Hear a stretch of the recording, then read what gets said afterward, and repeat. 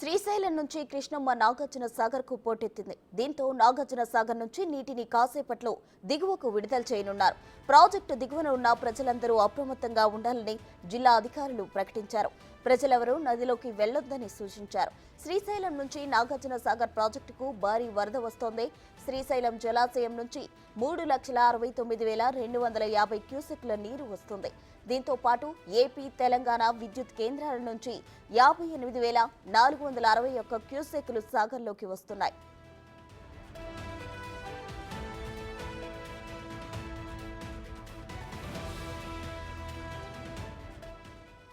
Project పూర్తి స్థాయి నీటి మట్టం 885 అడుగులు కాగా నిన్న రాత్రి 9 గంటలకు 883 అడుగులకు చేరింది.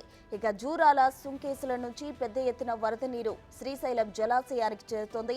జూరాల ప్రాజెక్టు స్పిల్వే నుంచి 2,42,628 క్యూసెక్లు, విద్యుత్ ఉత్పత్తి నుంచి 20,824 క్యూసెక్లు, సుంకేసుల జలాశయం నుంచి 1,37,039 క్యూసెక్ల నీరు శ్రీశైలానికి వస్తుంది.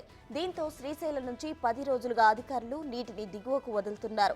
ప్రస్తుతం 10 గేట్ల ద్వారా కృష్ణా నదిలోని నీరు నాగార్జున సాగర్ దిశగా పరుగులు తీస్తోంది.